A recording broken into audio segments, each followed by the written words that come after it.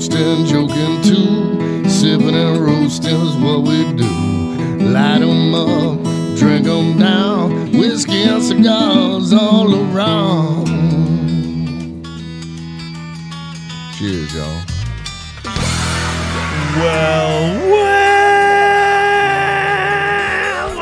Now that sounds like a party, ladies and gentlemen. Welcome, ladies and gentlemen, to this fine radio program, podcast, and video extravaganza known internationally Hi, Mom. as the world-famous Smokin' and Toastin'. We are up to show number 337, and it's good to be back in the studio with you. Yeah, I was out last week and enjoying, some family time on the river, and you were here with our good friend Alan Denny. Yeah. And then you had a very... Blake Jeterhofer from Lone Pine. I'm so jealous because I love that brewery so much. They're so good. They really so many good things. He's so fun. He's such a great guest. Yeah, they really do it right at Lone Pine.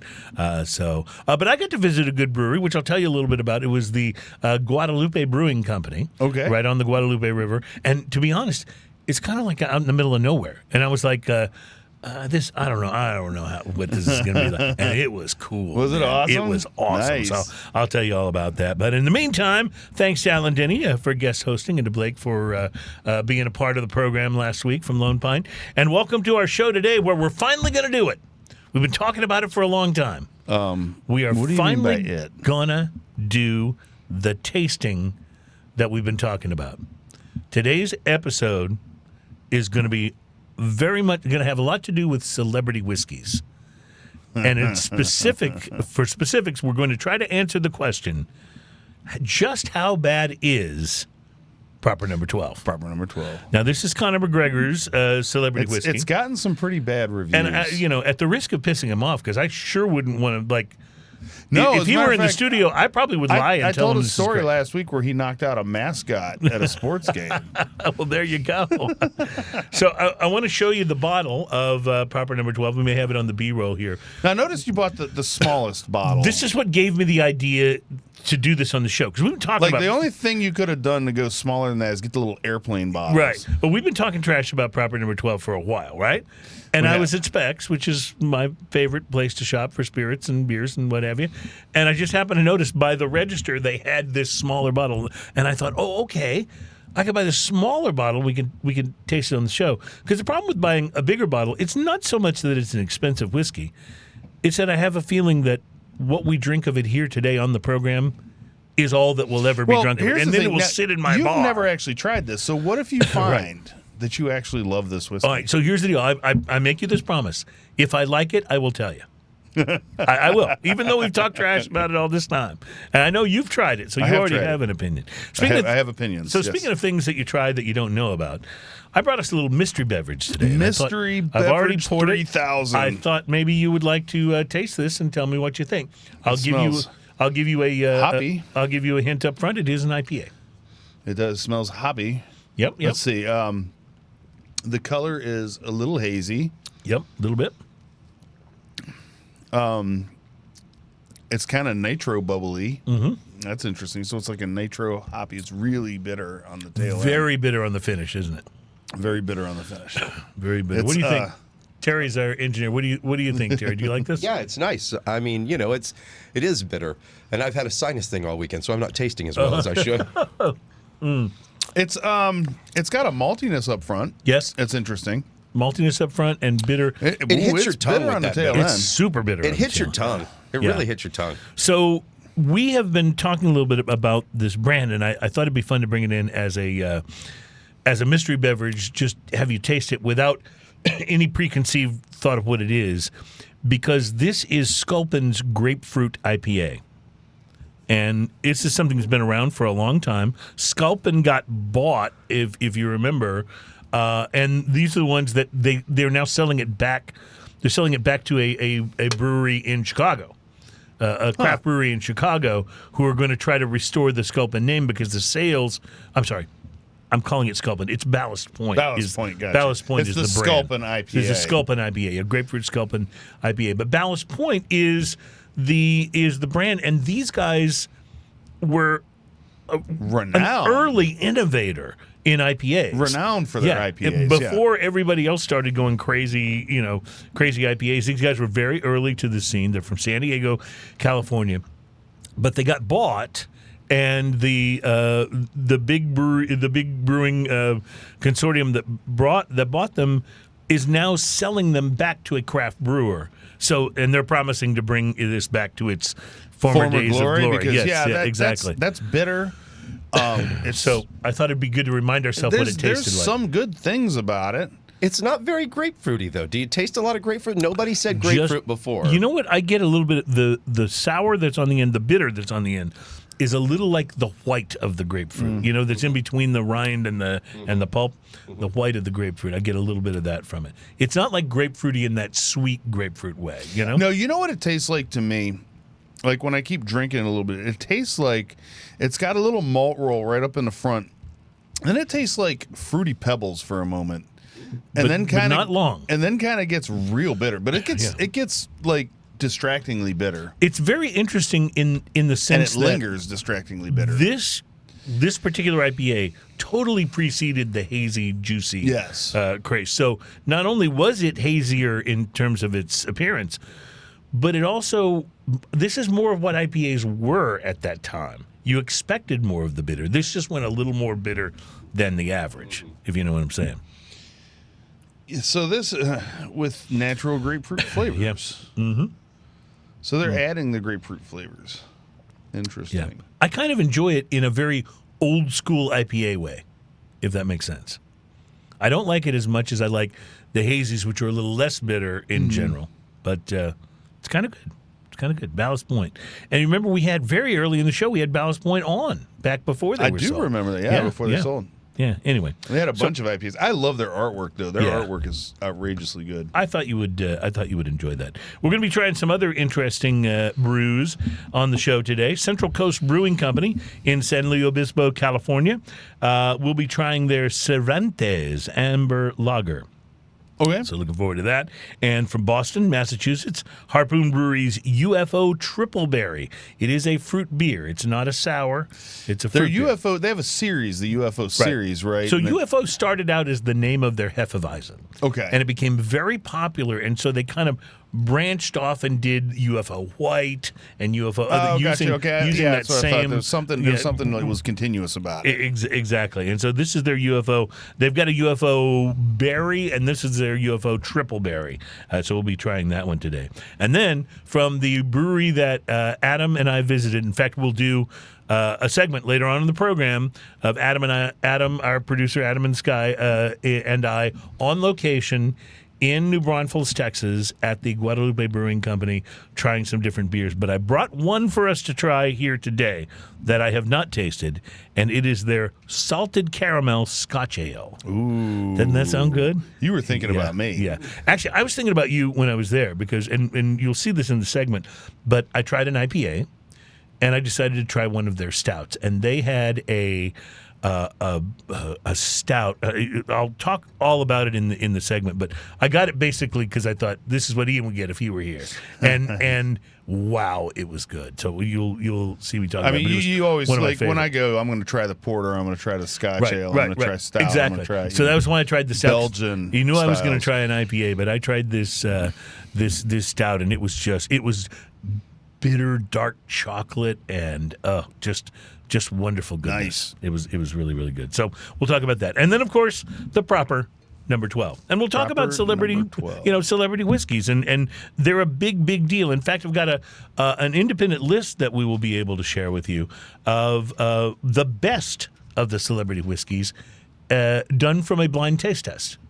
So Heaven's Door has to be way up high. You would guess that it would be. Yeah, you would guess that it would be. So we'll get to that list as well. Now, I did not actually replicate your experience of floating down the river in a tube with a cigar in my mouth the whole time. And the reason is because the river was fairly low, so there wasn't a lot of floating down the river. It was a bit of getting out and walking. Getting out in the tube. So I sat at the riverside and enjoyed a big old cigar. That was kind of fun. That's okay, too. That was kind of fun. But what about you? Did you have a chance to smoke anything interesting this week? I did, actually. I went down to Casa this morning and hung out with the guys, and I picked out I love those guys down there. I've been smoking expensive cigars recently. Yeah, I've noticed this. Yeah.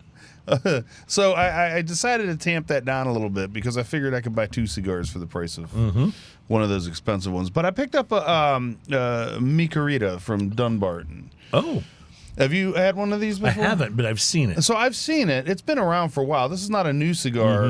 It's been around for a while, but I hadn't tried any. So I picked one that looked really nice to me. I literally picked it up because the wrapper looked so nice. This was the Triqui Traca. The Triqui Traca has an interesting story. I'll read right off of their website. Mi Querida Triqui Traca, pronounced.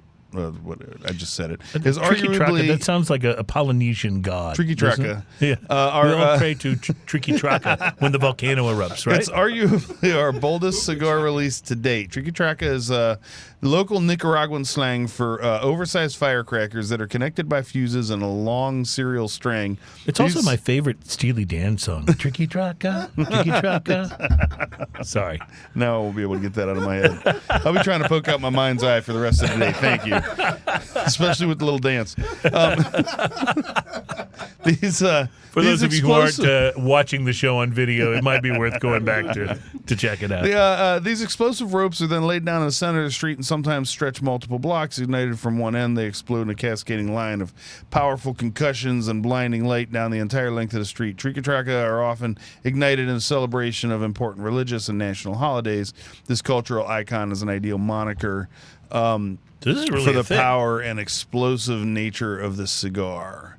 So that's straight off of their website. So let me go back to my let me go back to my review of this. So the Triqui Traca, this is they call it a Fino Largo, which is a 6x48, which is Corona, right? The wrapper on this is USA, Connecticut broadleaf, Nicaraguan binder, Nicaraguan and Dominican Republic. The appearance, espresso brown, semi-rustic, leathery, oily, very oily wrapper. Yeah. Like you can see it shining. Firm feel overall, single band with golden red on it. It's very, very nice looking cigar. You'll see it right here. The pre-light stuff on this rich earth and leather, espresso, and bitter chocolate is what I was getting all over the cigar. The pre-light draw. So every once in a while when you use your punch on a cigar and you have the perfect punch. Look at this picture right here. It's amazing. Nicely done. So yeah, absolutely perfect punch on this. Medium draw, dark chocolate and cherry, rich earth and leather coming through right off the bat. The initial light, the Nicaraguan pepper blast. Nice. Right off the bat. It was super nice. So the first third of this, Nicaraguan pepper blast. I got, let's see, earthy, spicy, coffee, leather, chocolate. Retrohale is spicy and bitter coffee. The first third of this, bold, billowing smoke full of coffee and pepper sprinkled with leather and bitter chocolate. Underlying nuttiness and earth. Retrohale is coffee and chocolate spice, solid ash, perfect burn. I was talking and let my cigar go out. I relit it with no penalty whatsoever. Nice. Spices picked up a bit, leather moves forward, and a kiss of nuttiness appears. Coffee, chocolate, and earth remains consistent. Retrohale is spicy pepper and coffee. Solid ash, good burn. The last third of this, all notes become more dense as this full-flavored cigar reaches even bolder heights. This is a full-flavored cigar. Do not go towards this cigar if you are into the... Tiki Taka doesn't sound like a light cigar. This is a full flavor. Retrohale You will is... face the wrath of Tiki Taka. Retrohale is coffee, spicy, and slightly sweet at the very end, oddly enough. Solid ash, good burn. This cigar cost me $12.75, which puts it just outside of the new super premium range. Yeah. As everything is more expensive. But it gets a solid 5, man. It's as good as anything you'd want if you want a super bold one. This is 100% one to go to. And I'm pretty sure that was the lost Kenny Loggins album was Tiki Taka. Tiki Taka. I think it was, yeah. I'm pretty sure. So, all right. It sounds great. Like I want to try it just because it's called Tiki Taka. It's pretty awesome. It's just a fun word to say, It's a fun word. It's a friendly word. And we'll be right back with more fun and friendly words. And I'll tell you about what I had an opportunity to smoke this week coming up on Smoking and Toasting.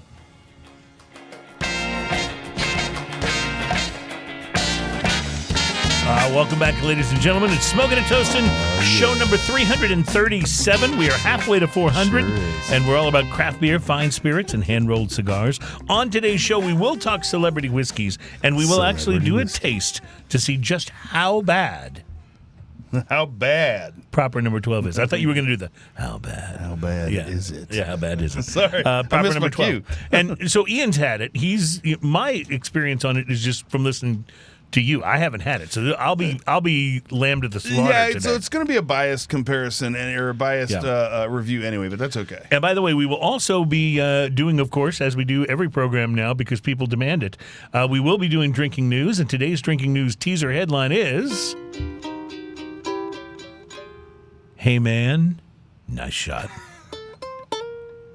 So we'll look forward to that coming up a little bit later on in the show. Ian, when you were doing your cigar notes a moment ago, you did mention the price to quality scale. For those who maybe are new to the show, like some of our new listeners at our new radio station affiliates that we have, may not have heard us talk about price to quality before. But price to quality basically is something that we have a 1 to 10 scale, and when we talk about cigars, if it scores a 5, we feel like you got what you paid for. Yeah. So a 5 is a good rating, especially if it's a more expensive cigar. Right. You know, and anything that scores above a 5, it's like it was punching above its weight class. It was even better than advertised. Right. It was maybe worth even a little more than what the price was. If it's under a 5, it doesn't necessarily mean it was a bad cigar.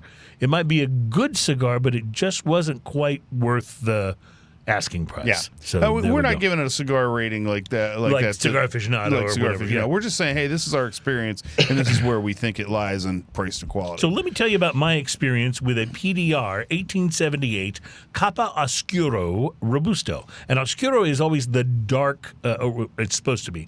Oscuro means basically dark, like obscure. Dark. Yeah, it's usually like very almost blackish. Right. In this case, it wasn't quite that dark, but it did look like a dark Maduro. And PDR cigars are made at the PDR factory in the Dominican Republic. PDR originally stood for Pinar del Rio, but the company rebranded. They kept the initials, but they replaced the words Pinar del Rio with Puros Dominican Republic. Oh. So, same PDR, different meaning. The 1878, though, is not a puro. It does feature Dominican Corojo fillers and a Dominican Habano binder, but it's draped in a dark Oscuro Ecuadorian sun-grown wrapper. Ooh. So right away, this is sounding really good to me, right? Rich, deep earth on the pre-light, tea leaf and leather as well. I use cigar scissors to clip the pigtail end of it off. It has a pigtail end, you'll see there, and get it going. I was struck by the toastiness right off the bat. There was no big initial pepper blast, but it was just like fresh toast popping up from the toaster. I love that. That smell, right? And once the toastiness settled down, I was able to pick up the earth that I detected on the pre-light. Black pepper and sweetness balanced themselves out nicely on the palate. Definitely an enjoyable mix of flavors. But there's a but in it?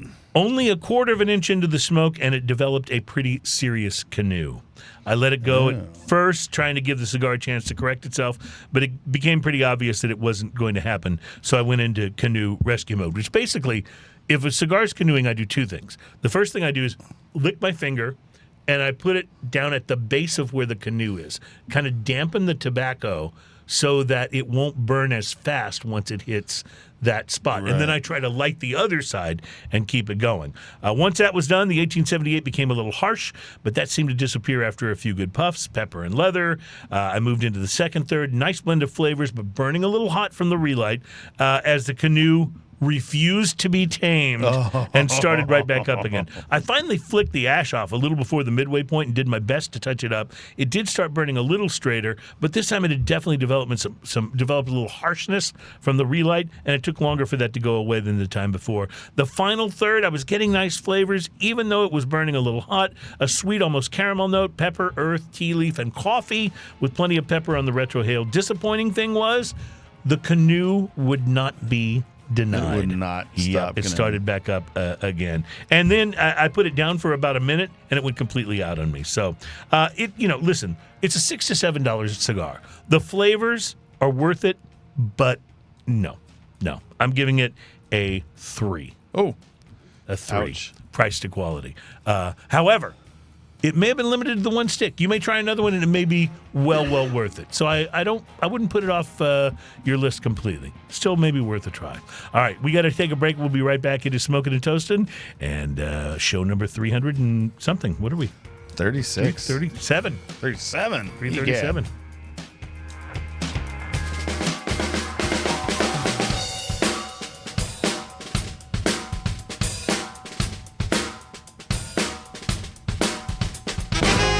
Welcome back. It is Smokin' and Toastin'. It is our program that's all about craft beer, fine spirits, and hand-rolled cigars. I just wanted to mention, I love those things. Ian, about the PDR 1878 Capa Oscuro Robusto that I was talking about. I really loved the flavor on this thing. It was just, the construction was so frustrating. That's very frustrating when it tastes great and it's amazing. So that's why I think a lot of people that do like straight up cigar reviews with the rating system, they usually smoke 3. Right. And then kind of average the results as a I just 3. can't afford to do 3. Yeah, no, I mean, and the unfortunate side is it may be a great cigar, but if you like the flavors that much, that may be worth tasting again. And I trying. do think I will try another one. You said it was in the $6 range. Yeah, it was $6 to $7 cigar. So I will definitely try another one because the flavors were good enough that if I could get one that didn't have the burn problems, I might have given it more than a 5. I've made decisions that cost a lot more than $6 that were worse than that cigar. That's for sure.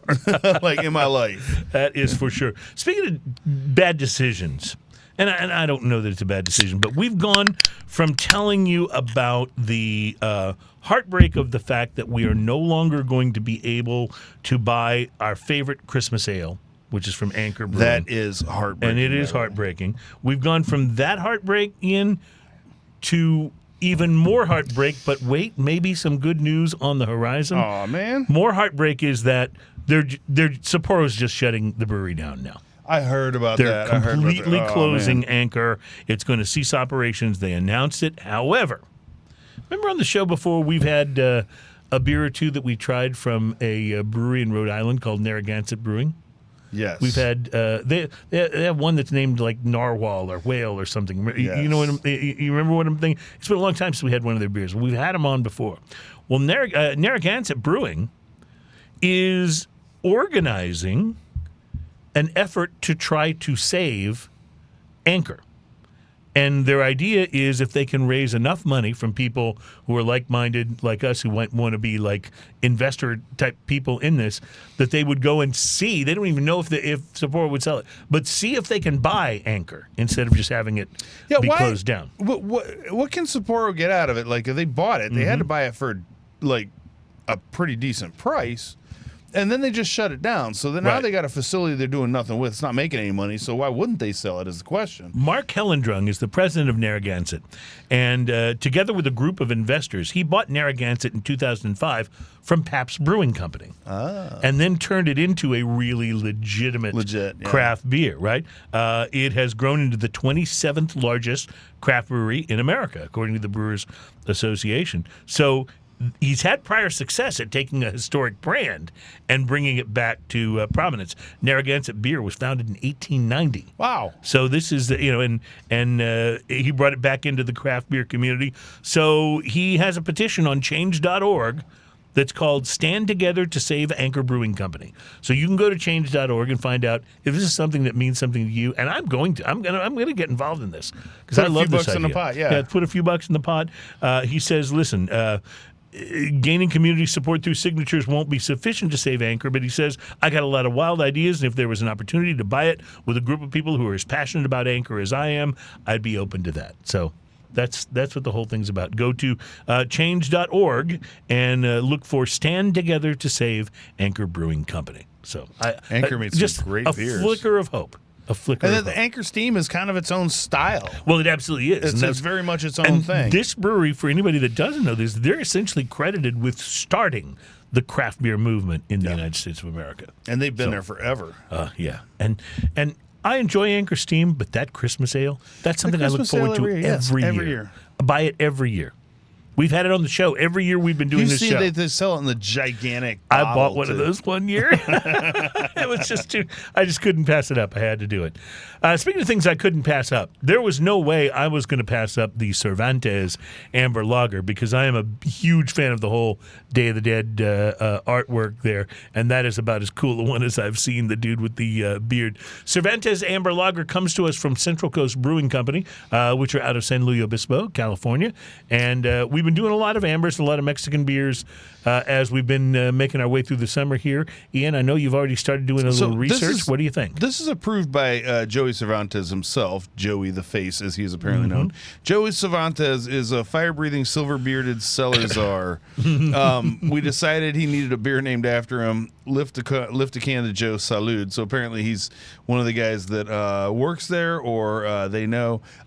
This is really good. Yeah, it really is. It's really good. This is quaffable, if you will. I would almost put this into the category with probably my favorite Mexican lager, which is Scout from. This is that kind of good. This is another level of like, wow, this is nice. It's malty right up front. It has a nice crisp finish with almost no linger, but there's just enough bitterness on the end to kind of make finish it feel like a beer, and then make you go, I kind of want another sip. But it is really malty up front, which I like. And you know how I am with the malty beers. I love the malty beers. I love the can art on here. I know that would be something you'd absolutely have to buy. Well, like I said, I couldn't pass it up. It was just too good. Coming in at 5.5% alcohol by volume, which is nice. Yeah. This is quite drinkable. Yeah, few things to mention about it. It manages to be full flavored and extremely crushable at the same time. Yeah, sometimes you get one or the other. You get either something that's extremely full flavored, but you want to drink it a little slower. Take your time. This has an outrageously good balance to it. There's, you know what I'm noticing after a few sips too is it leaves a little bit of sweetness. Little caramel sweetness. Yeah, a little bit of sweetness at the back of the palate, a little roasted malt kind of thing going on, and I'm really, really enjoying it. The more I drink this, the more I like it. I like it. Yes. You like yours a lot. In fact, I would like to drink more of it and yours. like it even more. That would be a good plan. I'm gonna like mine a little more too. Fierro Tego is the company that revived the Timeless line of cigars after cigar-hating company Nat Sherman collapsed, and they have just shipped a new line called Suma, which is the first Fierro Tego flagship brand in regular production. So Fierro Tego basically bought the Timeless line the blend from the cigar-hating company Nat Sherman and started doing it on their own, which was a good idea because it actually was a really good cigar. To be honest with you, most Nat Sherman cigars, not that good, back when they were around and in business. Timeless was real good. Timeless was fantastic. Yeah. So it's still available, but now Fierro Tego is releasing their own brand.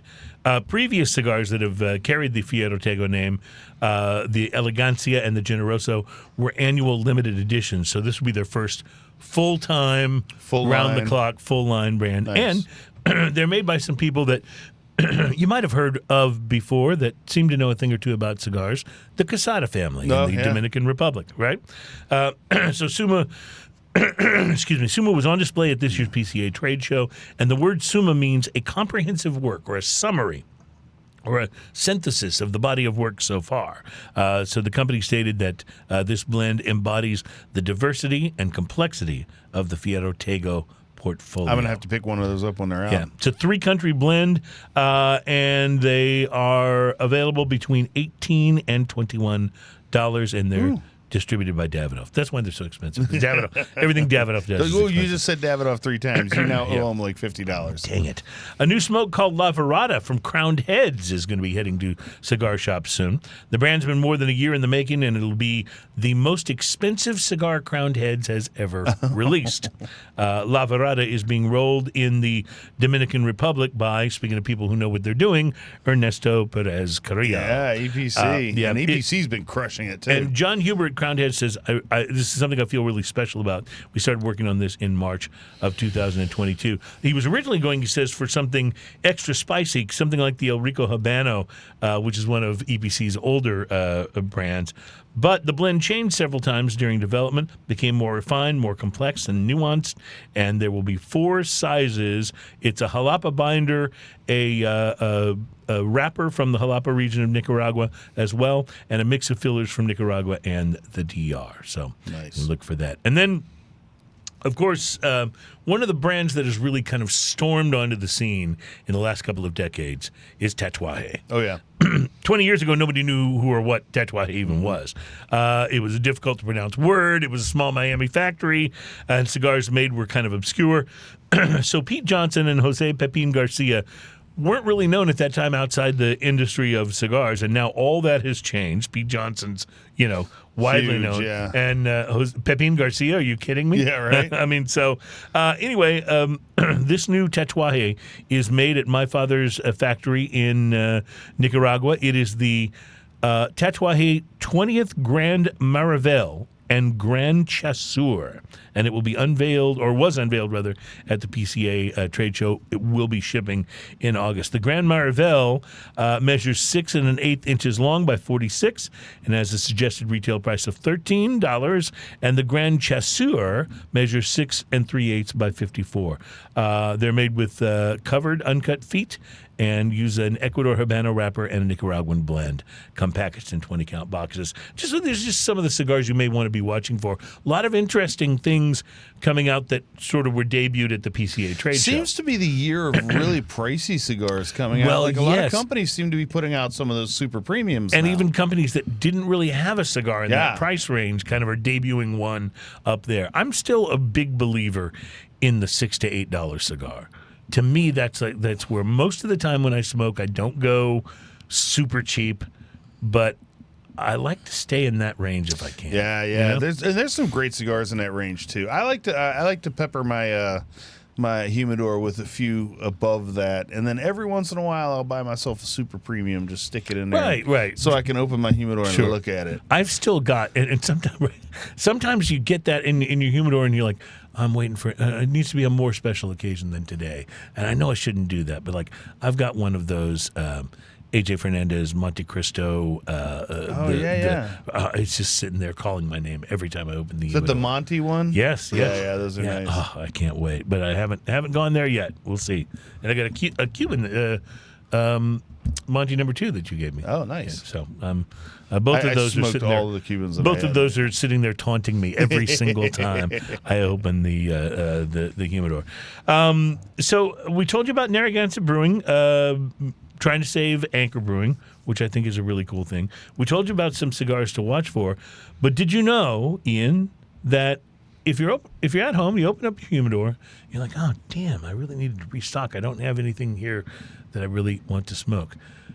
Very soon, you'll be able to get some new cigars from DoorDash.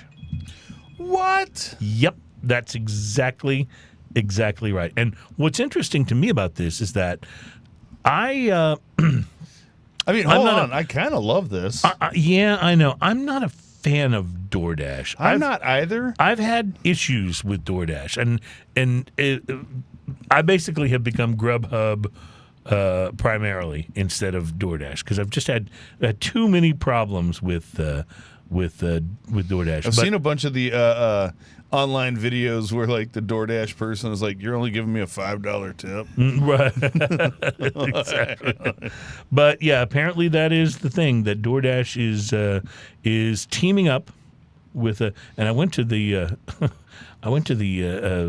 the webpage where I had this saved, And then it all disappeared on you? Well, no, it's just like one big Disney ad. I don't know what's going on here. But anyway, it was an article I read. Basically, they're teaming up with a cigar shop, cigar company out of Texas, and the idea is, and I don't know whether this will be available everywhere that you get DoorDash, or whether it'll only be limited to, Certain cities, certain things like cities that, yeah. where they have the. But you got to admit, it's an interesting idea because think about it. You can on a lot of these delivery services now, you can order beer and wine and Right. and even spirits in some cases, depending on the state laws. So to be able to get a good cigar with that, that's not a bad idea. Man, Getting some sipping tequila. You know how many and- times I've been sitting at a place and going, "Man, I didn't grab any cigars from my house." You know what would be awesome? If you could have DoorDash just roll up and hand you a Monte Cristo, that would be sweet. Yes, I had an order for a Mr. Patel, Rocky Patel. That's right. I will mention to you, by the way, just talking about how you can get spirits delivered by a number of these places. Speaking of spirits, this week I was out with vacationing with family, bought a bottle of the tequila that and we actually have to really do it for a real legit tasting on the show. But it was the tequila that Liliana brought to our anniversary show, the Centenario. Yeah. And it was the Centenario Añejo. I want to say it was $24. It was ridiculously inexpensive. Don't tell people that. It was so good. Stop Ian. telling people that, because then we're going to end up with allocated tequila. $124. Did I leave out the 100 and part of that? Perhaps. Yes. Don't like this tequila at all. I want to still be able to buy it and find it. I got to tell you, so good and so inexpensive. So anyway, we got a lot to get to on the show today. We're going to talk celebrity whiskeys when we come back. But in the next segment coming up, vanity projects, if you will. In the next segment, I'm going to play you the segment that our producer Adam in the Sky and I recorded while at the Guadalupe Brewing Company. I can't wait to see that. Awesome place. You will love. You will love getting a look at this. So that's coming up next. We are Smoking and Toasting, and we will be right back.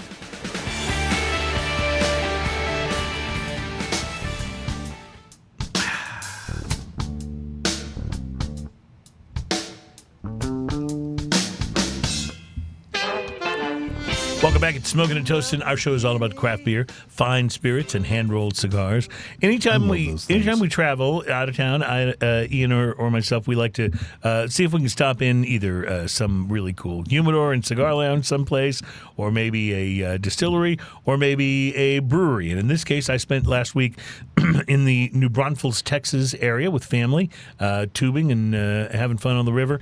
And then Adam in the Cloud, our producer and former engineer of the show, was there, and he and I went to the brewery called the Guadalupe Brewing Company. And to be honest, I did not have high expectations, because it's not like it's in a major urban center. Like New Braunfels is a fairly small little city. It's out in the country. Yeah, it's out in the country. Hill and country. This is even a little further out in the country. And we pulled up. I'm like, I don't know. But this place was absolutely cool, and the beer was great. So let's take a look at what Adam and I did there at the Guadalupe Brewing Company. It's Smoking and Toasting on location and double-fisted at the Guadalupe Brewing Company, just outside of New Braunfels, Texas. It's Cruz here, and of course our esteemed producer, Adam in the Cloud, who is not in the cloud today. He's right here. I'm right here. So welcome, Adam. Live in action. We're drinking at one of the most awesome, tucked out of the way breweries that I've seen in a long time. This place has amazing grounds. It's all like Texas sagebrush and cactus and succulents and flowers, and it's got a really nice layout. They've got a full cigar area. They've got a pizza kitchen with pizza and other foods. Behind us here is a stage where there's live music performances in the late afternoon and evening. And of course, we just came from the tap room where they had about double what a lot of tap rooms have available. Great selection. Anything you want, from the stouts to the lagers to the IPAs. So as you can tell, we both had trouble making up our minds. Exactly. And so why don't you tell us about what you got there, Adam? Yeah, I have the Musebach Doppelbock. That looks delicious. Which has got a sweet, a little much more sweet than your average Doppelbock, but it's delicious. It's great. At first, when you take the first sip, it kind of smacks you in the face with that sweetness a little bit, but then it kind of settles down and you can sip on it. It's really delicious. And then I got a Texas lager.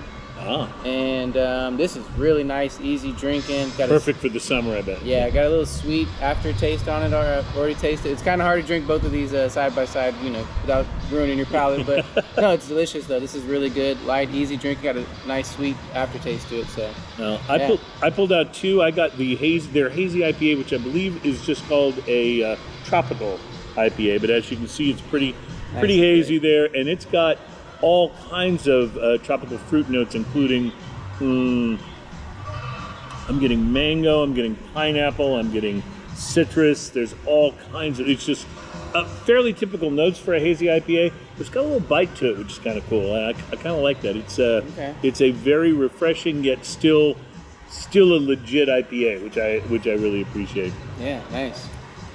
And then this one for Ian. I ordered the it's the Pecan Cocoa Stout, and I have to say, it's delicious. The cocoa it's not like a cacao nib, it's more like a gritty, unsweetened dark chocolate, and it's just absolutely delicious. And then the pecan kind of layers over that in a little way. one of the better stouts I've had in a long time. I really, really think this is delicious. I am absolutely loving this. And like I said, I didn't do an exact count, but it looks like there's at least 30 beers on tap. Like it. And it's not, Ian would love this, there's actually more stouts than there are IPAs on the menu. Yeah. So he would absolutely dig that.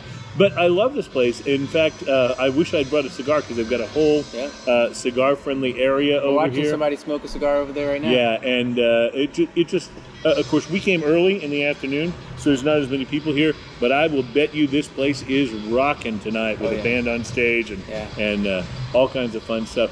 And one other really smart thing they did, they've got, even over the area where we're sitting here, they've got misters. We can see one of them misting down on us right now, and it really helps when you get these super hot Texas summer days like we've been having lately. In fact, you can see my phone. It's got mist all over it. So anyway, I couldn't recommend this place more highly just based on our limited exposure to it so far. It's really got... Yeah, and they got the stage behind us, too. I'm pretty sure they got live music going sometimes, I think that's right. So what's your favorite of the beers? I'll have to say this Texas lager is surprisingly, complex for a lager. You think lagers are pretty straightforward. This actually has up front just a really crisp, light, refreshing, up front taste, and then at the back end it's like this sweet kind of citrus, little bit of notes in the back, and I'm pleasantly surprised with this, Well, I'm going to probably surprise you. Being an IPA guy, my favorite of the two is actually the stout. I really love this, and in fact, it's one of the things I didn't mention about it is it's very light in body and mouthfeel and consistency, more like a Guinness than some of the thicker, heavier stouts that we have. Right. But I think it's 8.3 ABV, so it's still got a little bit of a kick. But I'm enjoying this, and I intend to enjoy more as our visit continues to the Guadalupe Brewing Company. A great find. This place, I will return here when we come back. This place is awesome, and I recommend it highly in New Braunfels, Texas. Yeah, Smoking and Toasted on location. Adam, it's good to see you, man. Good to be here. Yeah, absolutely. Cheers, y'all. So you would have loved it, Ian. That looks amazing. Yeah, and a place for live music and the misters and the whole thing. It was just absolutely cool. But boy, you didn't bring me that stout. Boy, did they! No, I didn't. But I did bring you a Scotch ale. I love it. And we're going to try that. We're going to try that a little bit later in the show. It sounds great. For those of you who are only here with us for the first hour of the show, thank you for being here. And we will hopefully you'll go to the website and check out the rest of the show. It's always available. Check us out on YouTube. We're Smoking and Toasting. We'll see you guys next week. For those who are with us for another hour, we'll be back, and we got drinking news.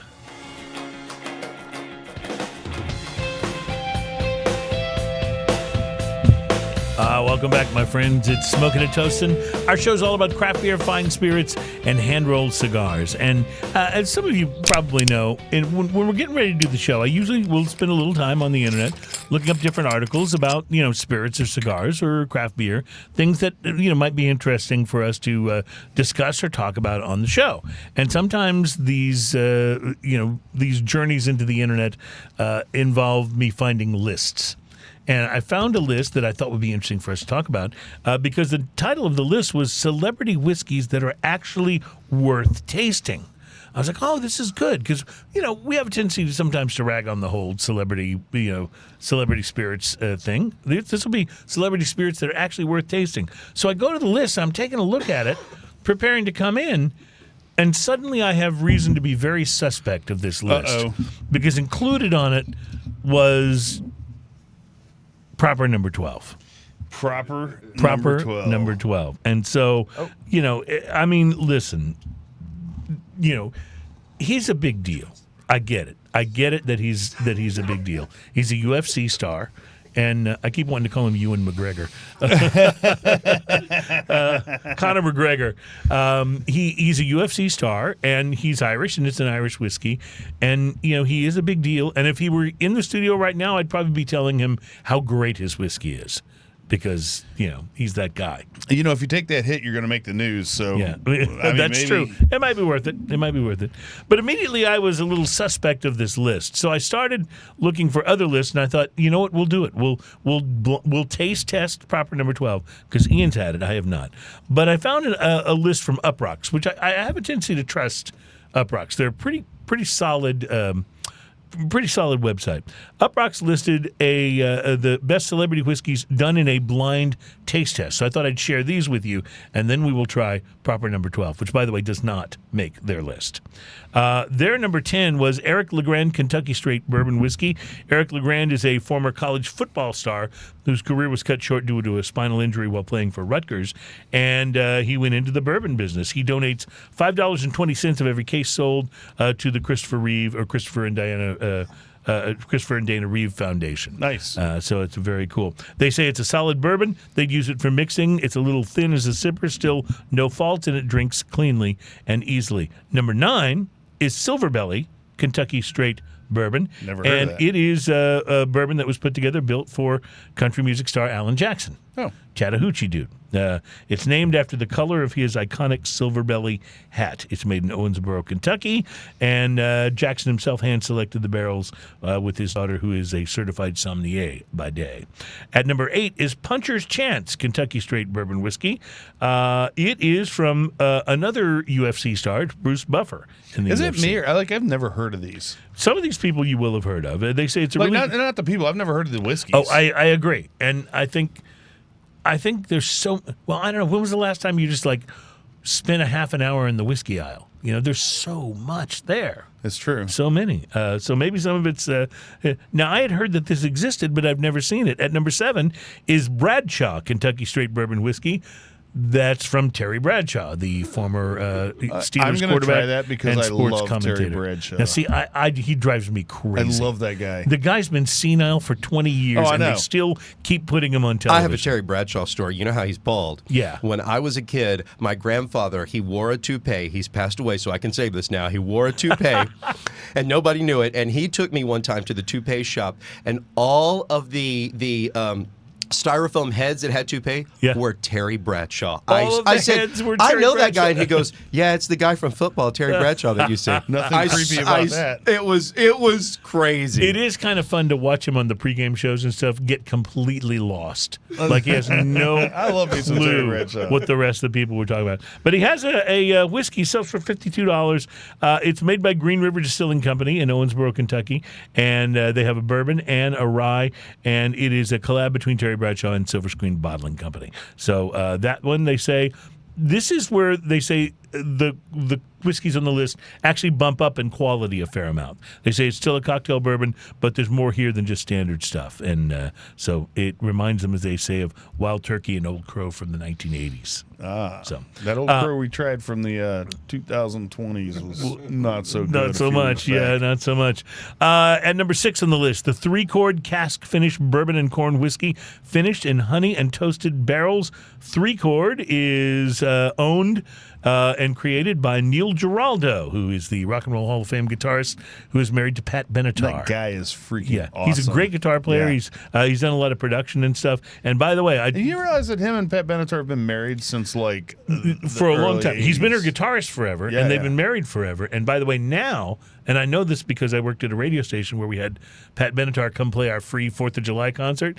If you book Pat Benatar, you have to bill it as Pat Benatar and Neil Giraldo. Yeah. I've actually been to a couple of shows like that. But he is actually worthy of the billing. fantastic, yeah. Because he's really quite good. At number 5, I know you've heard of this. It's Blackened, a blend of straight whiskeys finished in black brandy cask. that is a good whiskey. It's a $34 bottle, and it is totally worth it. And this was, of course, created by master distiller cigar- Dave Pickerel, who, by the way, this article refers to Dave Pickerel as America's whiskey Johnny Appleseed. Yeah, that's a great Which is way kinda cool. The cigar that Hetfield and Dietrich collaborated on as well. Dietrich's the distiller that took over for when Pickerel passed away. when Pickerel passed away. The cigar that they blended together is fantastic. Yep. Number 4, and this I'm going to just say right now, this is a great whiskey. I just finished off my bottle of this recently. It's the Balcones ZZ Top Tres Hombres Dude, okay. Texas whiskey. So just It's the so artwork on good. that is amazing. It's and so then, good. Balcones, come on. And we've had it on the show. Yeah. Fantastic. Fantastic. But I bought a bottle. We had it on the show. Average price about $60. And I just polished that off recently. And it was just wonderful to the last drop. It really was. Number 3, Heaven's Door Decade Series, straight bourbon whiskey. Heaven's Door is great. Aged 10 years. This, of course, is Bob Dylan's brand. And it is This was the first release in Bob Dylan's series of Heaven's Door Tennessee Whiskies. At number 2, Colonel E.H. Taylor, single barrel straight Kentucky bourbon whiskey. This is Chris Stapleton's barrel pick. So Chris Stapleton coming in at number 2 Nice. on the list. And he ought to know a thing or two about... Actually, it's kind of funny. This is Kentucky whiskey, and About his song is Kentucky Tennessee whiskey. So what's up with that? And then at number 1... Tennessee Whiskey, by the way, great song, but it's also I'd Rather Go Blind. It totally It's is. literally It's the same literally song. the same song, yeah. At number 1 on our list, Willett Distillery Kiamichi, a family reunion whiskey, straight rye whiskey, $149 a bottle, and it is a collaboration with Kings of Leon. So it's All right. expensive, and I would love to try it. So, but Kiamichi, a family reunion whiskey, straight rye whiskey, came in at number 1 on the blind taste test. So I trust Uprocks because they did not have Conor McGregor on here. So proper 12, proper number 12 Irish whiskey, paying tribute to where it all began for me, Dublin, Dublin 12. Enjoy this proper Irish whiskey, a fine blend of golden grain of full flavored malted barley, triple distilled, aged 4 years in bourbon barrels. Proper number 12 offers hints of vanilla, honey-like sweetness, and toasted wood. We're that's like saying it's smooth. It's like that's very fluffy words. Now, the we are Irish- honored to share this with you and proud to donate to first responders with every bottle sold. A proper salute to all. That's pretty nice. The Irish are essentially known for 3 things. They're known for leprechauns, they're known for great pubs with draft beer, and they're known for Irish whiskey. Mm-hmm. And so Conor McGregor. Don't forget potatoes. Well, there's that like too. potatoes. And the dude that cast out the snakes or whatever his name was. But All right. we'll get back to that. So on okay. the nose, Yeah. very little. There's a little Yes. vanilla. Yeah, a little vanilla, and I've already spilled a little bit, so I don't know what that means. In its proper place. Proper number 12. That's for the dead homies. So, yeah, it's a... okay, that was really funny. That was really funny. But you're right, not much on the nose.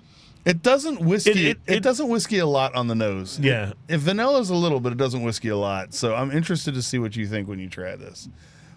It's yeah. So you're making that face. Well, I'm trying to give it a fair chance, honestly. There's a little bit on the finish that I like. There's some vanilla. There's some a little bit of the sort of distilled wheat. You pick up a little bit on the finish. So here's what I got. There's malt, There's malt. and it's weirdly sweet. It's too sweet. It's weirdly sweet, and I say it's weirdly sweet because it comes across real sweet at the very beginning, and then you get this this punch of kind of a saltiness. Mm-hmm. Not a saltiness, not Conor McGregor like assaults you, Right. But like saltiness, and then this awful finish. I mean, look at the face you're making right now, just because you haven't taken a sip recently, Right. Like this awful finish that, like it just and this heat. Right. That sticks in the back of your throat. This is not a pleasant whiskey hug. This is sticking in No. the back of my throat right here. Like for those of you looking, it's right here. And it's just sitting there. Okay, so when I talked about the finish, the first thing that happens on the finish I kind of like. It's a little bit of vanilla. It's a little bit of maybe Cinnamon. caramel, cinnamon. But then as that kind of wanes and the heat comes back, what we would call in better situations the whiskey hug. The whiskey hug, yeah. Yeah. As that comes back, then it kind of dissolves into this flavor I don't really like. Like, can I get something to wash that out? This is like a of my whiskey mouth. full Nelson. It's Yeah, like I don't it know what totally it is. It's not. It's so the finish on this. I would have to, like, if I was rating this from front to back, I'm going to start with the back side of this. The finish on this is awful. Mm-hmm. And it doesn't get better. Like, the more you sip it, the more I find things in it that are awful. So there's a weird tanginess Yeah. So that sticks around. on the dubious list, it describes it as an Irish whiskey blended from single malt and grain, an accessible, drinkable bottle with some vanilla and plenty of toasted wood, and it's triple distilled with sweeter notes and an easy finish. Don't like the finish at all. The finish is not good. Especially what it kind of dissolves to. Like when you first take that first swallow, it's not that bad. But then it kind of like sours. I don't know how to explain it other than that. It's so bitter. It's so bitter and so bad. Ian, did you happen to bring any better whiskey? Well, just so you know, like how much is proper 12 for a bottle? $30-something? Yeah, it's around $30. Well, you bought range. the small bottle. You were yeah. economical because It why was would like we buy 13 or 14 probably. It also says smooth is fast. I don't know what that means. I don't think I want to know what that means. I'm gonna. This is like I think I paid $23 for this for a full 1 liter bottle 1 liter bottle of Old Granddad high rye mash bill bonded Kentucky straight bourbon whiskey. So this is a step up from the Old Granddad that kind of won our bottom under shelf $15. blind taste test, right? So this one's This one's like for a liter is $23 ish. And the nose right off the bat, the first thing it does is it whiskeys right off the nose. This is real whiskey. Beautiful way. This is real whiskey. And I like Irish whiskey. But It's round. It's beautiful. I can't go. It's sweet. It's got so many and things that cinnamon and the finish. Cinnamony on the finish. Baby. Like, it's amazing that somebody will buy this because this guy's name is on it. Yeah. When you can buy leave that stuff one on like the shelf. this Yep. That's what I'm talking about. for so much less. That's what I'm talking and about. not even understand how much better something like that is. Fascinating. Now, that being said, they're not both Irish whiskey. Right. In fairness, but compare that to a $23 bottle of Slane. Oh, Slane crushes Slane it. crushes it in an instant. Jameson crushes it. Why didn't Conor McGregor just hook up with Slane or Jameson and put his name on that? Jameson's $26 or $27 a bottle, and it crushes this. And this Old Granddad, I'm going to be sipping this till the break. We'll be right back. Old Granddad's good. It is little bubble gum in there too. Yeah, it's really good. It's Smoking and Toasting. We'll be right back.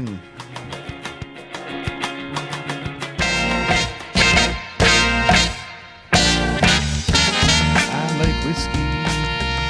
Welcome back, my friends. It's Smoking and Toasting. Our program's all about craft beer, fine spirits, and hand-rolled cigars. There was one interesting thing I wanted to mention to you, Ian, as you pour our next beer.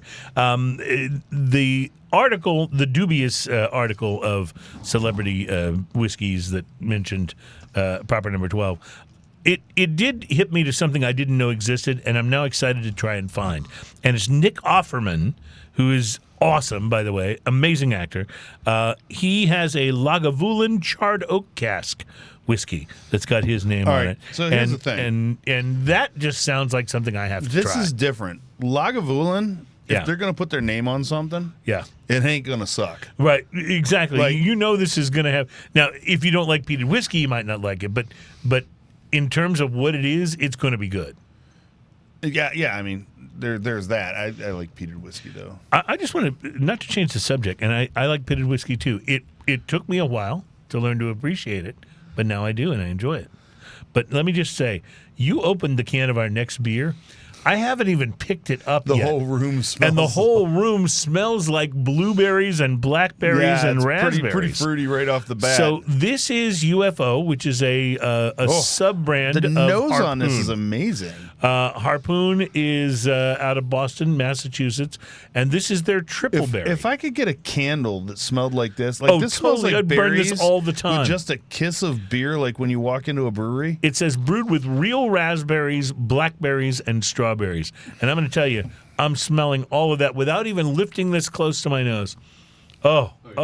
Is this as good as it smells? This is fantastic.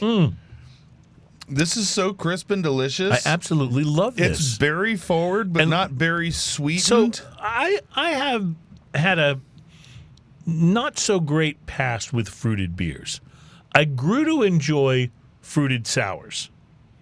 But my past with fruited beers was things like lambics, and I just couldn't get into it. I like lambics. I just couldn't get into them. It just wasn't my thing. Like I can do a honey lemon radler every once in a while, but it's not. I don't like radlers. It's not my favorite, but this is delicious. This is outrageously good, actually. The berry is so forward on this.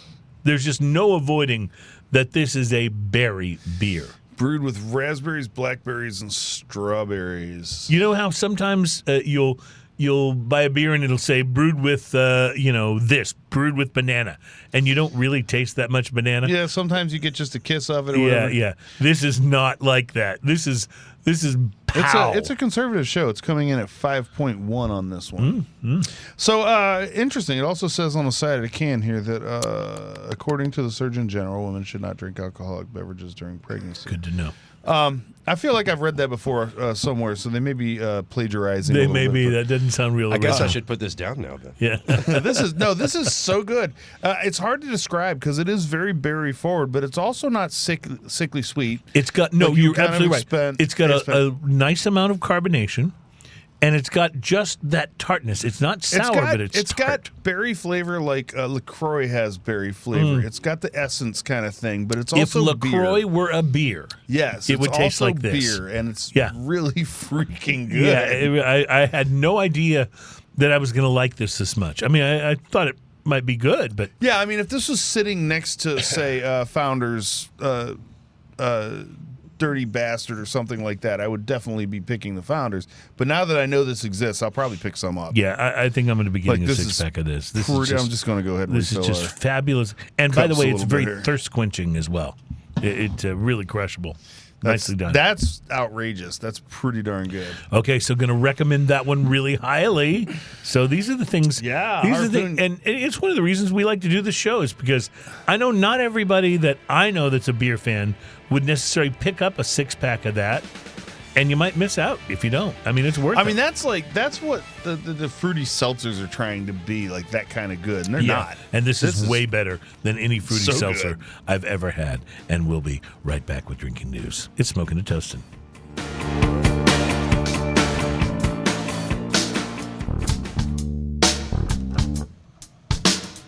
I mean, I meant to give you more than proper 12. I know. I appreciate your thought process. Welcome back. It's Smoking and Toasting. Our show's all about craft beer, fine spirits, and hand-rolled cigars. And I got to say, Ian, that old Granddad, that's a bottle That's and the bond, bonded, right? yeah, that's it's the bonded. really good. Like, Yeah, and you said, how much is that bottle? That bottle's like $23 for a liter. That's not the $7.50. great. That's the liter. That's great. You got to love All right, that. you guys don't listen to me when I say that because then I won't be able to find it when I go to the liquor exactly, store. So. exactly. And don't listen to him when he plays ukulele either. Oh, because and it's that 100 means- proof. Because that means, ladies and gentlemen, that it is time for Drinking News. Drinking news, drinking news. Now it's time for drinking news. Drinking news, drinking news. Now it's time for drinking news. A Florida man with one arm said he had a gator for a pet. When asked about his absent arm, he said, I had to take my gator to the vet. drinking news, drinking news. Now it's time for drinking news. Cheers, y'all. Well, while our show here at Smoking and Toasting is primarily about craft beer and fine spirits and hand-rolled cigars, we do talk about other things here from time to time. Ian and I, for example, are both huge fans of music. Ian's been a musician for most of his life, played in a number of really good bands, and my career for many years was in music radio, stretching from R&B to country to pop to classic and alternative and indie rock. But I've never asked you this question, Ian. My friend, has there ever been a time when you were on stage performing and someone from the audience threw something at you? Yes. Yeah. Do you mind telling me what it was? Was it a beer? No, it wasn't a beer. On one of my very first early, like just out of high school gigs, we were playing at some church festival thing, and people started throwing At a church festival thing? change at us. Yes. Wow. There was also a giant cross It was- hanging up behind us, and it kind of fell and dangled from one arm of the cross as we were playing. It was tithes and It was a really offerings. awkward gig. It was We didn't tithes and know what we were offerings. doing. Yeah. Well, for a while back in the 90s, it was kind of a thing. I remember this. And I'm not talking about women, like throwing their panties on stage at Tom Jones concerts. And That's very different. And keys. Yeah, right. I'm talking about audience members who paid cash money for tickets to see an artist who would then throw something, a cup or a water bottle, or There's- even worse, at the performer. You know the famous story about Twisted Sister, right? Yeah? Someone threw poo at them. Like Oh, see, human that's poo. that's awful. First of all, in order to do that, you've got to have it in your hand. You had to create it before you put it in your hand. Somebody Think had of to it like create this it. goes I hope deep. you created it yourself. If it was somebody else's, that's kind of even worse, right? Singer Adele has spoken out recently about this, not about poo, but about people throwing objects at performers, saying, Adele said, "I dare you to throw something at me, and I'll effing kill you." And she didn't say effing. I love the British. They're not afraid to drop the F-bomb. That's right. That's right. Pop star Pink was performing in London recently when a fan threw a bag of their mother's ashes on stage. In footage of the incident, What? Pink can be heard asking, "This is your mom? I don't know how I feel about this." I love Pink. She's great. But the best incident of any of this that I've ever witnessed personally, and for all I know, this might have even been staged, but even if it was the best response ever. This happened back in the 90s. I went to see the band Filter right about the time that their song, "Hey Man, Nice Shot" was a big hit. And during the show, a member of the audience hurled a full cup of beer at Robert Patrick, the lead singer. Full cup.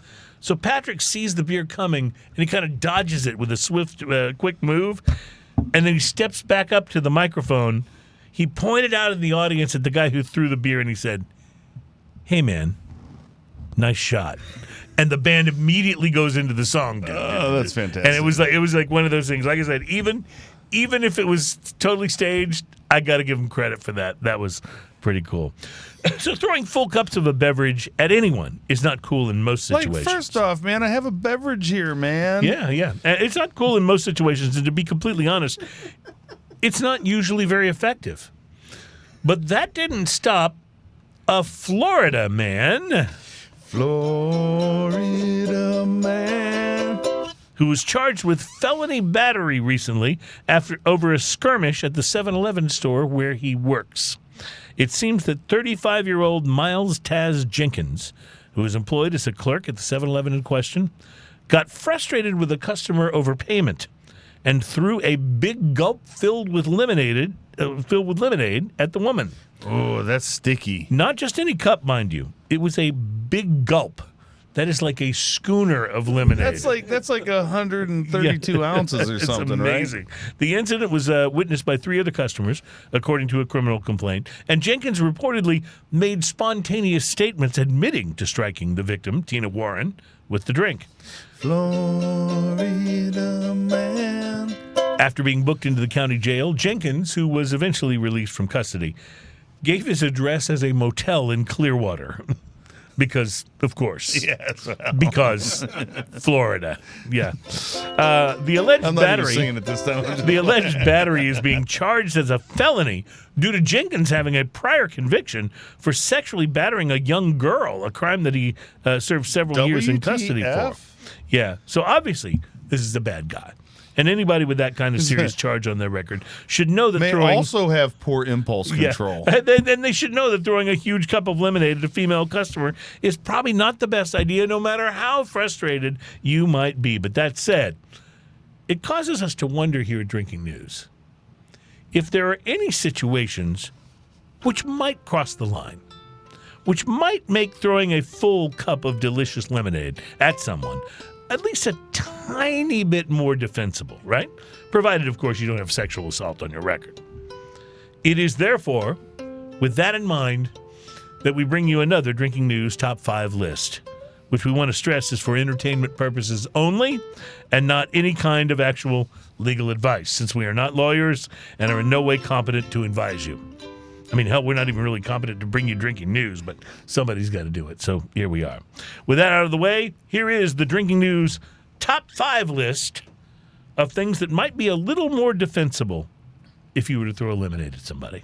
Top 5 things that might be a little more defensible for throwing lemonade at a customer. Number 5. All right. I'm sure you saw this one coming, but if the customer walks in wearing full clown regalia, including a red ball nose and big floppy shoes, no lawyer would turn that case down. You have a clown issue, I think. I do. Like, see, clowns don't bother me. Yeah, well. I'm like, I have funny nose. Number 4. Of course, then we can start a song that goes, Florida clown. Oh, that's scary. See, that does something to me internally that I don't want to. That sounds like something from a scary movie. The top 5 things that might be a little more defensible for throwing lemonade at a customer. Number 4, if the customer tries to talk you into selling Amway or Mary Kay or one of those other pyramid schemes. Yeah. It's not a pyramid scheme. Listen, you just get all your friends to buy this. Sorry, go ahead. Number 3, the top 5 things that might be a little more defensible for throwing lemonade at a customer. Number 3, if that customer happens to be Cardi B. Number 2. Oh, yeah. No, I want to. Number 2. Cardi B. Number 2, if the customer insults you, calls you a big, sad nobody with delusion of grandeur, says that everybody who ever loved you was wrong, and that you're not the biggest a-hole in the world, but you better hope that guy doesn't die, and then adds, no offense.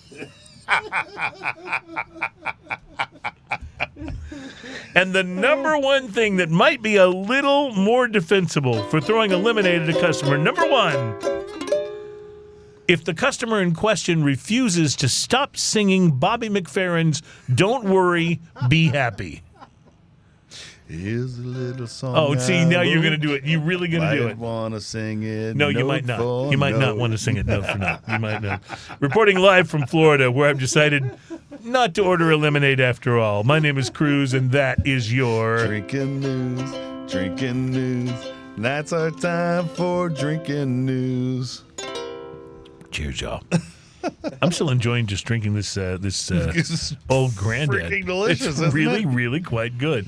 Okay, so you saw the segment earlier, I hope, that or at least heard the segment. Adam and I were at the Guadalupe Brewing Company. And Ian, I got to tell you, I recommend if you're next time you're up Did you on try the the river, beer that you brought? got to do. No, this is not one of the beers I tried. So I tried the stout that we did in the segment, and I tried the IPA that we did in the segment. But this, I decided I got to get a bottle of it and bring it back smells for like the show. The best pancakes you've ever had in your life. So this is hand packaged. So as you can see, it's just like a stick-on yeah, it's label just a here. stick-on like computer printed label. And it's hand packaged on 5/26/23. But this beer style is salted caramel Scotch ale. It is 8.1 ABV. This smells like. So I knew I'd be talking your language. The salted caramel like has kind of a maple syrup quality. Oh, that's the kind of first thing time I on. noticed that. That is great. It is. It smells so. I haven't even tried it yet, and I love this already. Like if it tastes anything, like I don't even care if it's like thick, syrupy, and sticky. This is gonna be good. Like already, like just the nose on this. Like if you could make a candle like this. Oh my God! Why didn't I buy more than this one bottle? This is so good. Oh my God, it's creamy. Yes, and you weren't expecting that, were you? Not even You were expecting remotely. big and boozy, but you weren't expecting creamy. No, it's like the creaminess is so good. Oh, the salted caramel. Okay, so the aftertaste on this Yeah. makes everything in my life right now. That's maybe Like- the greatest review you've ever given of any beverage we've If this ever is the tasted. aftertaste that I had in my mouth after every conversation, I'd be the happiest person in the world. So here's the thing, and I really wanted to point this out about Guadalupe Brewing Company. I went in with very low expectations. I mean, I was sure they'd have some beers that would be, decent, right? Because it's a brewery. This place blew me away. The stout I had there was so freaking good, and this is just this is coming in at 8.17. That's very specific, by the way. I've never seen their beers in any store ever, including any of the stores while I was up in New Braunfels, and believe me, I would have looked for them. So I don't know that they have any distribution outside of their own place. But I'm telling you, these guys are hitting it out of the park. These are the kind of This is amazing. undiscovered gems. And this is what like I really want this to be a part of the mission of this show going forward, is like if we can tell people about places like this that you might not have known. You might have just honestly, we just decided because we were there in New Braunfels for a week, right? And my wife said, like, what do you want to do? I said, well, is there one day maybe we could go to like a distillery or a brewery? And so we started looking online. And honestly, we looked at another brewery first, but they didn't open till later in the day, and we wanted to go around lunchtime. So she found this one. She's like, here's this one. I go, okay, that sounds good. I had like zero expectations other than we'll have a beer. You know what I mean? Mm-hmm. And not only were the beers great, they had great pizzas. I can tell it would be a fun place to hang out in the evening when there's, a band or an artist playing live on the stage. They just did it really right at this place. And so as far as I'm concerned, this is a place I'm going to sing their praises, because if this is an area of the country that you live in and you go there to vacation, this should be on your list of things to do. Oh, yeah. Because it's fabulous. It's fabulous. And you might not have realized that. So that's what I'd love for the show to become about more and more, is how can we bring you these undiscovered gems? These like great proper little number spots, 12, yes. for example. Oh, how can we, yeah. or not? I'm sorry. Proper. Sorry. I had a good thing going there, and then I kind of went off the rails. Proper number old granddad? Yeah, right. Do you want some more proper 12? by the No, way? I absolutely don't. I'm totally macking on this Guadalupe. So you can't go and buy this at the store, but if you go to that brewery, you can buy as many bottles as you want and take them home with you. All right. So we got just a couple seconds left here in the segment. I want you to go back and try that old granddad. After trying the beer? After trying that. It's almost like a little bit of honey smoothness to that beer. Oh, and then you go back to the beer after that. Like those two things. Like if you're gonna have something with a chaser, holy Toledo, Batman. To borrow one of your phrases, those kind of form like Voltron, don't they? Yeah, they really kind of go well together, because you got the vanilla and cinnamon and bubblegummy thing going on in the whiskey. And you've got this wonderful and the salted maple caramel thing. Maple syrup. What am I saying? Roses So are red, good. violets are purple. Sugar is sweet, and so's maple slurple. And this is delicious. What did my dad say? Roses are red, violets are blue. Most poems rhyme. This one don't. I love that just for the sheer anarchy of it. It's just a beautiful thing. Well, I got to tell you, and this is absolutely fantastic. This is it's a little one of hard. the better beers. And again, I'm the IPA guy. I thought their IPA was good, but I didn't go crazy over it. But that stout, as you could tell in the segment, I went nuts over it. The funny thing is, though, every place, every brewery you go to kind of has its own personality, and you start to parse that out after a while. Some places have great IPAs. Right. And some places, I'm not saying the IPA they'll have wasn't a good good. IPA, but And I only tried one of the ones. and there were sometimes the several other in stuff menu. shines through. Yeah, well, in this particular case, the And stout they're was letting good. this little light, And this little light of mine, baby. this Scotch ale shine through right now. And maybe one of the better Scotch ales I've ever had. It's so good. Wow. It's good. This is kind of like Backwards Bastard. Right. Because it's that barrel-aged Scotch ale kind of thing. It's so good. Absolutely. All right, we are going to take a break, and we will be back to close out the show while we still enjoy sipping, going back and forth between the old Granddad Bonded and the Guadalupe Brewing Company Scotch Ale. Love it.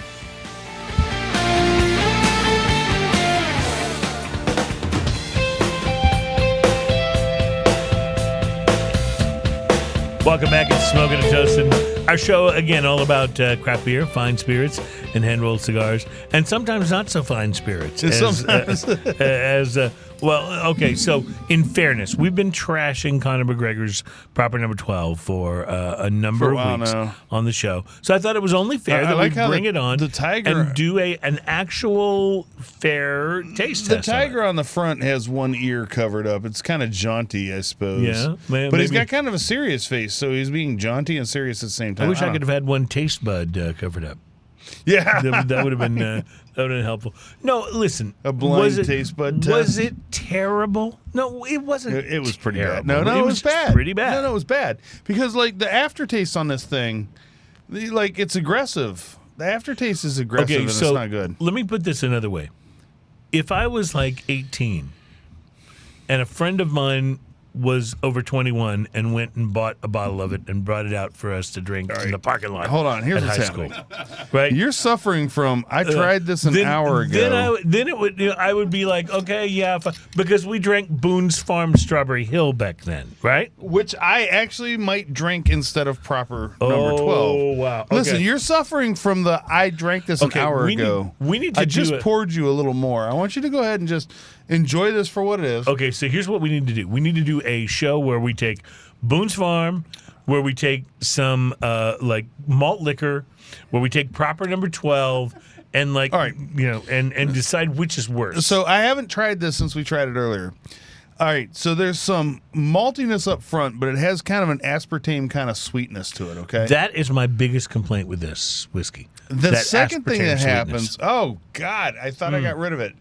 All Oh, right, no. so the next thing that happens No. is, so you swallow, and there's this god-awful bitterness that happens, and then the heat comes up, and it just feels like heartburn. Okay, so here's the thing. Like it's almost like instant heartburn. You know how we describe with some whiskeys that we really like, how it has what we call the whiskey hug? Yes. It's like after you swallow and you taste the finish, and then moments later, here comes the whiskey hug, that heat, that warmth. Yes. That little heat and warmth, that little glow, that little bit of, that was so nice. This has more of what I would describe as not necessarily a whiskey hug, but more like a whiskey Full Nelson? kick you in the nuts. That's how I would describe it. Not, And I don't mean that it's that laugh. strong. I just mean it's that unpleasant. no, I feel like this is a whiskey like that. My that least favorite thing about this is that final bitter. taste that it leaves in your mouth.